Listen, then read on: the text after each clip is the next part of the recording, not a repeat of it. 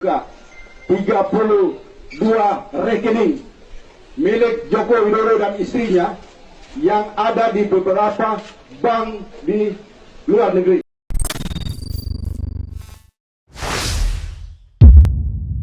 Bismillahirrahmanirrahim. Assalamualaikum warahmatullahi wabarakatuh. Waalaikumsalam. Salam kedaulatan rakyat. Salam. Sahabat, di media mainstream dari pikiranrakyat.com memuat berita dengan judul 22 juta rakyat Indonesia kelaparan kronis era Jokowi. Presiden disebut gagal urus masyarakat miskin. Wow, ini luar biasa itu.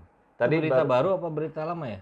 Ini 8 Januari 2022. Nah, berita lama itu ya, Cukup lah. Cukup lama, tapi masih terjadi sampai sama. sekarang gitu loh, masih sama.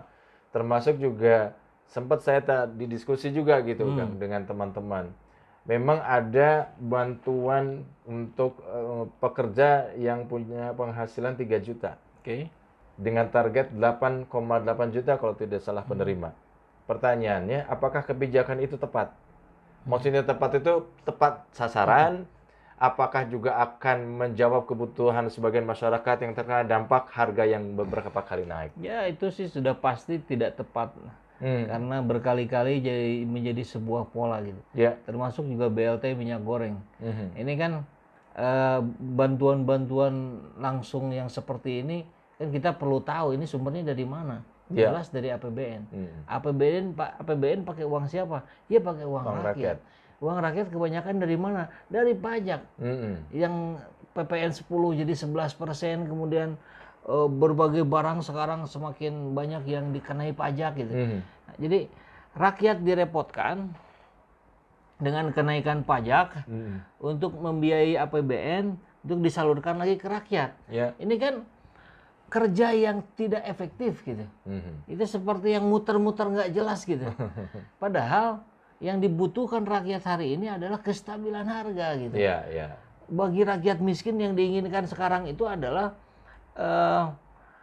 harga yang terjangkau gitu. Bukan harganya dinaikkan kemudian dikasih tambahan buat beli. Itu mah ya dagelan lagi gitu kan. Iya, iya, iya. Ini jadi lucu ya Kang ya, kebijakan-kebijakan yang dikeluarkan gitu loh. Tadi ketika rakyat miskin, rakyat marah, rakyat miskin bertambah begitu. Banyak yang sengsara, harga-harga naik. Anggota dewan yang terhormat itu malah banyak yang tidur ketika rapat dilaksanakan. Membahas rakyat. Apakah etis gitu kan begitu? Ketika satu sisi rakyat ini kelaparan, susah untuk membeli minyak goreng, susah untuk nggak tahu katanya gula juga udah mulai naik lagi ini gitu loh, bensin naik dan sebagainya. Rakyatnya lagi membicarakan rakyat tapi tiduran. Itu ini loh Kang, karena mereka itu kan orang-orang khusus ya, orang-orang spesial gitu, bukan rakyat biasa lah, sehingga bisa dianggap mewakili rakyat. Jadi tidurnya mereka itu bukan semata-mata tidur seperti biasa kita tidur. Oke. Tidurnya mereka itu tidur berpikir, tidur mengembangkan imajinasi untuk menyelesaikan persoalan bangsa. Iya. Mungkin. Iya. Atau saking capeknya berpikir gitu. Iya, bisa jadi. Karena sudah itu kan itu kita lihat kalau ada meme segala macam bertebaran di berbagai platform media sosial, itu kan lebih banyak melihat saat itu saja. Tidak dilihat proses sebelumnya apa. Bisa jadi mereka itu memang begadang nggak tidur gitu untuk menyelesaikan persoalan yang lain, persoalan kebangsaan hari ini. Iya, betul. Belum lagi ketemu dengan konstituennya gitu kan. Wah, itu memakan waktu dan capek gitu kan. Masalahnya sih satu aja buat kita mah. Nggak kelihatan hasilnya gitu. Kalau mereka mau jungkir balik segala macam nggak tidur, bernegosiasi dengan pejabat eksekutif dan seterusnya, hasilnya mana? Buktinya mana? Rakyat meningkat tidak kesejahteraannya? Betul. Rakyat miskin menurun tidak? Kan malah naik. Iya. Ini viral juga nih di media sosial.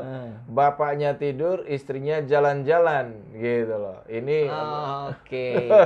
Kalau itu berarti maksudnya gini Kang. apa tuh? Bapaknya tidur, istrinya jalan-jalan. Berarti rakyat itu nggak boleh jalan-jalan, nggak boleh tidur. Rakyat tuh kerja gitu. Kenapa? Karena tidurnya sudah diwakili, jalan-jalannya sudah diwakili. Itu fungsi wakil rakyat. Berarti klop bener bener ya gitu. Pas. Pas. Ya, ini bukan cuma ini Kang, bukan cuma wakil rakyat saja. Tadi kan perbandingannya realita ya, rakyat seperti apa, para pejabat, wakil rakyat kita di Senayan seperti apa. Ini juga ada berita yang cukup apa ya, viral juga gitu. Jadi puluhan rekening Jokowi ini tercecer di luar negeri. Wow. Kalau saya lihat sekilas, itu salah satunya di Swiss.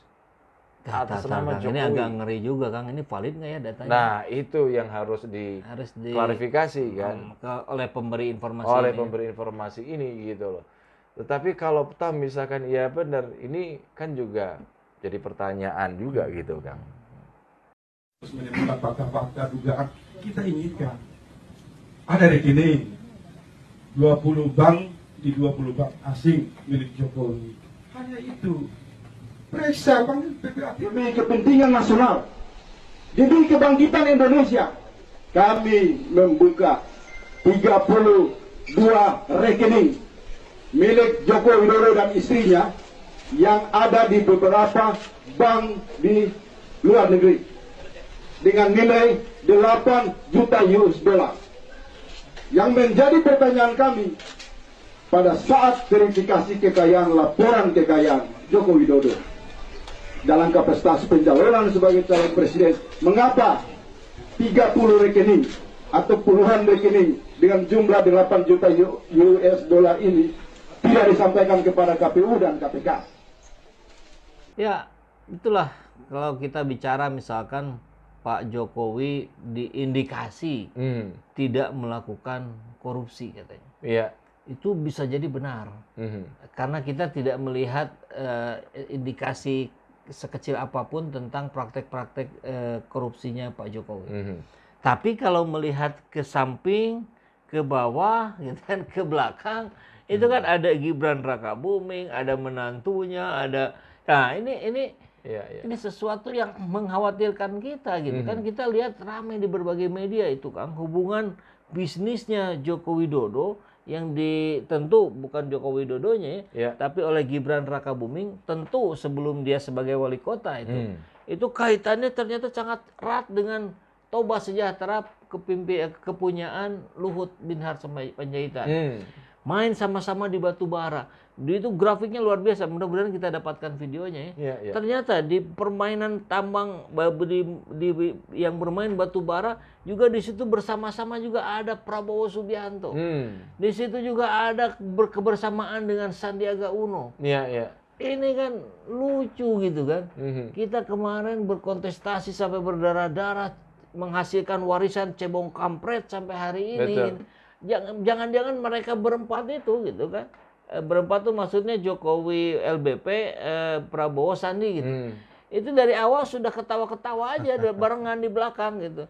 Ketawain kelakuan rakyat yang berseteru di bawah, padahal mereka mah begini gitu.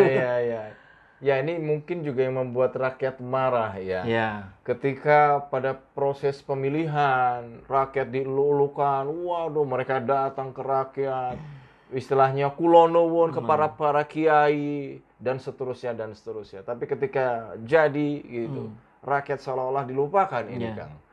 Bahkan saya miris tadi ya, sekitar 22 juta rakyat miskin gitu loh. Nah ini itu rakyat miskin lama kali ya. Rakyat miskin lama. Itu belum ditambah rakyat miskin baru yang tadinya golongan menengah sekarang pindah ke miskin. Nah, itu dia. Apalagi keputusan-keputusannya ketika ditanya ya kan soal BBM misalkan. Nih Pertamax, Pak, kemungkinan nanti yang usernya Pertamax yang menggunakan Pertamax akan beralih ke Pertalite. Jawabannya apa? Dari Pertamina. Ya laporkan saja. Kalau ada mobil mewah menggunakan BBM subsidi. Enak aja gitu ngomong seperti itu. Pertanyaan lo gimana mekanisme? Adakah pelanggaran hukum dari orang yang orang kaya menggunakan BBM subsidi? Nggak ada. Aturannya nggak ada undang-undang yang mengikat itu. Jadi ini celotehan-celotehan untuk mencari pembenaran saja gitu. Dan ini terus-menerus kita gaungkan, Kang, karena dengan pola-pola seperti ini saya kira sudah semakin terbentuk, sudah semakin terinspirasi sahabat semua untuk lebih cerdas, untuk lebih peka melihat situasi yang ada di sekitaran kita, dan pada akhirnya kita semuanya yang bersama-sama menyuarakan gitu. Karena dengan berjamaah maka gaungnya akan jauh lebih tenang. Iya, dan semoga juga rakyat semakin cerdas dalam memilih ya Kang ya. Iya, tentu. Dan ujungnya nanti 2024 ke situ. Seperti biasa, bagi yang ingin membersamai kami dengan membantu operasional channel ini, sahabat bisa mendonasikannya ke nomor rekening yang ada di bawah sini. Dan silakan untuk mengkonfirmasikannya ke nomor yang ada di sini.